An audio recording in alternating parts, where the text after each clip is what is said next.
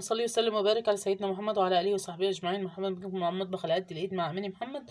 النهارده مقدم لكم الشكال ازاي هعملها زي الجمبري بالظبط، كفته او كبيبه. طبعا الشكال كلنا عارفينها، كيلو ب10 جنيه في اي حته. طبعا في ناس مسمينها صراصير البحر، انا معرفش ليه بصراحه. احنا النهارده هنقشرها مع بعض ونفصصها، هوريها لكم دلوقتي اهو زي ما انتم شايفين كده. طبعا كل اللي بيبيعوا اونلاين بيعملوها مع الجمبري وبيبيعوها على اساس ان هي جمبري صافي، وهو لا، هما بيكملوها بشكال ويا دوبك بيحطوا لك ربع كيلو جمبري. يلا بينا على المطبخ نشوف هنعمل مع بعض الشكال ازاي. تعالوا بقى النهارده هنعمل مع بعض الشكال اللي هو المفروض بيخش في الكفته. اكتر الناس اللي بتبيع اونلاين اصلا بتدخل دوت مع الجمبري، يعني ما بتبقاش لحم جمبري صافي. يلا بينا نشوف هنعمل ايه مع بعض. بس اهم حاجه ان انا اجيب الشكال قبلها، يعني مثلا جبته الصبح عينه لاخر النهار في الفريزر عشان اقدر ان انا اعمله زي ما انتوا هتشوفوا دلوقتي. هقص كده من فوق كده كانك بتنضفي سمك بالظبط. باخد من الجناب كده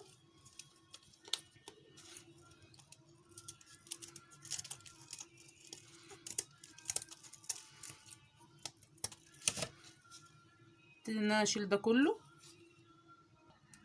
ابتدي ان انا اشيل ده، وابتدي ان انا اشيل بالراحه خالص. طبعا لو هي متفرزه حاجه بسيطه هتفصص معاكي، لان انا سايباها بصراحه، سبتها يوم كامل في الفريزر وده احسن يعني.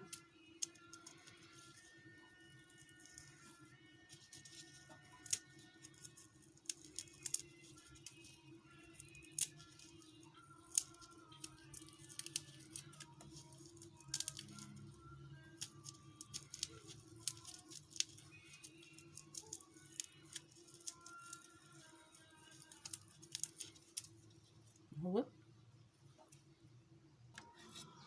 هعمل معاكم واحده كمان.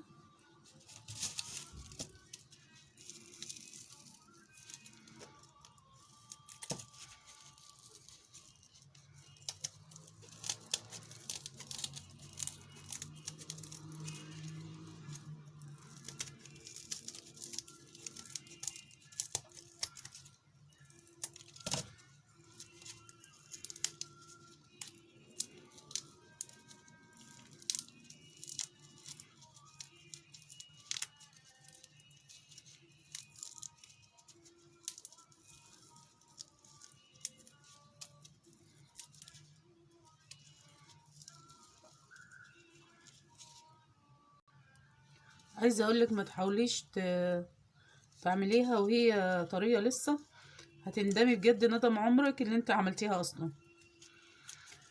طبعا دي بتبقى، يعني انتوا شفتوا الجمبري ينفع يتمسك عنها، دي ما ينفعش، دي لازم تتمسك جامده.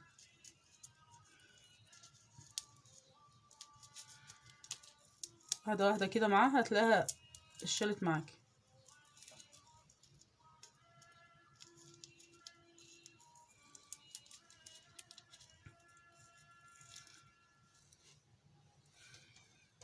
اخلص بقى وهرجع لحضراتكم مره تانية.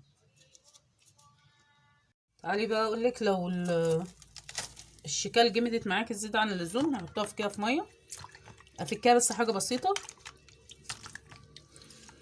حاجه بسيطه خالص، عشان اقدر امسكها بس.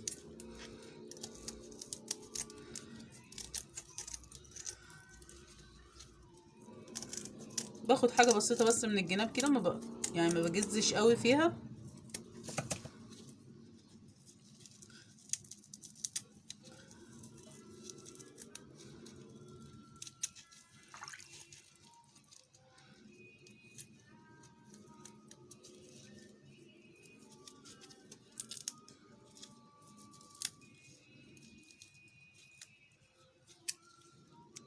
اهو زي ما احنا شايفين اهي.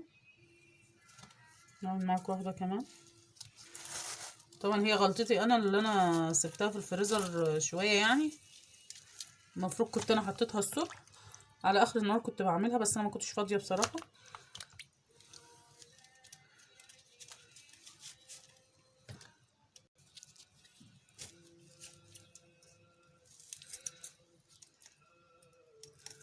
بصوا زي ما انتم شايفين كده اهي، ما بحاولش اخد كتير يعني، يا دوبك بس افتح من الجناب كده اهو.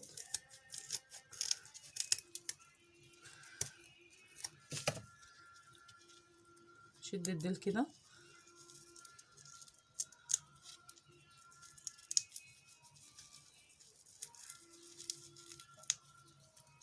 باجي بقى من ناحية الديل كده اهو، شد بالراحة قوي كده.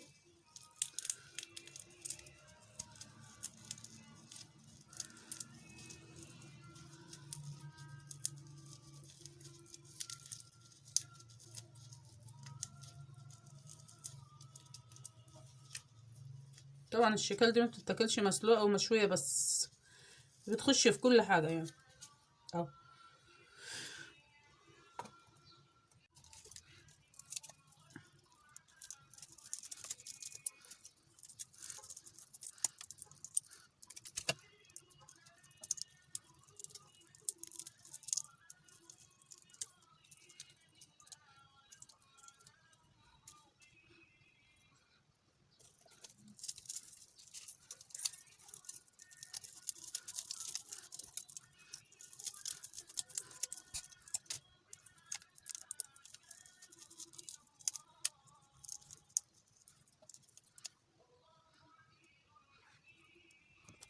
طبعا انا خلصت الكمية كلها هي زي ما انتم شايفين. دوت هفرمه مع الجمبري، ودوت ان شاء الله هنشوفه مع بعض، هنعمله بانيه مع بعض زيه زي الجمبري البانيه اللي بالشارع من بره. لو عجبتك طريقتي ما تنسانيش في اللايك والشير والسبسكرايب للقناه عشان يوصلك مني كل جديد.